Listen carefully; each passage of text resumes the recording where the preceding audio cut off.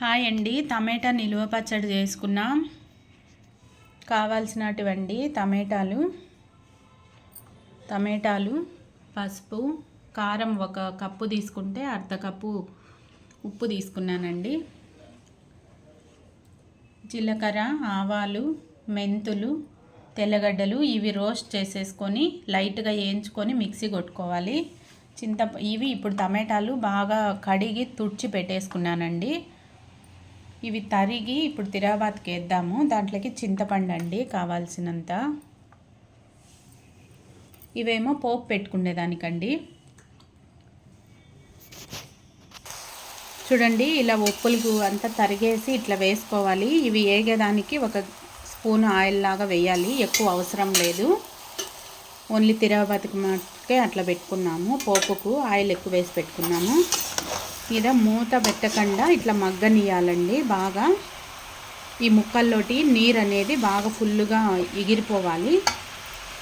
మనం ఒక సైడ్ ఇప్పుడు ఇవి ఏం చేసుకున్నాము మసాలాకు.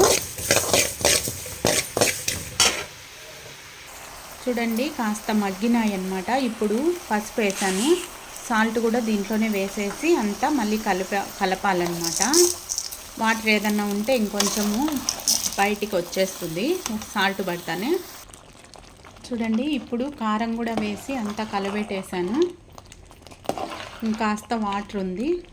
ఇది మనం పోపు పెట్టుకుంటాం కదా, దాంట్లో ఆ నిమ్మంతా ఎగిరిపోయిందాక సిమ్లో పెట్టి ఉడికిద్దాం. పోపు పెట్టుకున్నాం. ఇప్పుడు చూడండి, ఆయిల్ ఏమైనా తీసుకున్నాను, ఒక 1/4 లీటర్ ఉంటుంది. మనం పచ్చడిని బట్టి చూడాలి వేసుకున్నాము. అంత తక్కువైతే మళ్ళీ వేసుకోవచ్చు. పోపుకు కావాల్సినవి ముందే చూపించాను కదా. ఈ మసాలా మటుకు ఇది మిక్సీ వేసేటప్పుడు వేద్దాం. ఆయిల్ వేడైంది. ఇప్పుడు అన్నీ వేసేసుకున్నాం. పచ్చడి చల్లారినాక మిక్సీ కొట్టుకున్నాం. ఇలా అయితే పోపు వేసేసానండి. ఇప్పుడు సిమ్లో పెట్టి లైట్గా మనం అది చల్లారినాక కాస్త ఇంగు వేసుకుంటున్నాను.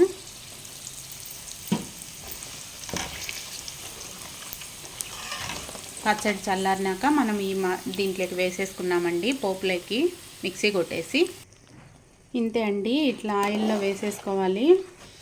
బాగా మెత్తగా మిక్సీ కొట్టుకొని మనకేమన్నా ఉప్పు కారము తక్కువ అనిపించేటికంటే మనం ఈ టైంలో మళ్ళీ మిక్సీ కొట్టైనా వేసుకోవచ్చండి, ఏం కాదు. మా బాబుకి కూడా హాస్టల్కి ఇట్లాగే చేసి పంపించాను. ఇప్పుడు 4 months అవుతుంది. టమాటా పచ్చడి ఇంకా బాగుంది, ఇంకొంచెం కావాలంటేనే పెడుతున్నానండి. మా పాప ఇప్పుడు దీన్ని ఒక 4 times 5 times ఇంకొంచెం వెయ్యి అని ఇట్లనే తింటా ఉందండి. రైస్ కూడా అయ్యింది. మా పాప రెడీగా ఉంది తినేదానికోసం. ఏం లేదండి, టమాటాలు మనం బాగా పైన తడి ఏం లేకుండా నీట్గా తీసుకుంటే ఏం చెడిపోదండి.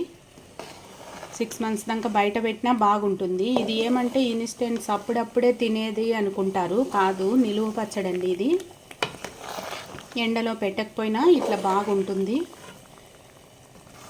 ఇప్పుడు తిరగవాత పెట్టినప్పుడే మనం ఇది బాగా ఉడికించుకోవాలి. ఇట్లా నూనె తేలేంత వరకు బాగా ఉడికించుకోవాలన్నమాట. అప్పుడే మనం బాగా నిలువ ఉంటుందన్నమాట. దీంట్లో ఏమన్నా చెమ్మ ఉన్నా కూడా కాస్త ఎగిరిపోతుంది. అప్పుడే మనకు పర్ఫెక్ట్గా వస్తుంది పచ్చడి.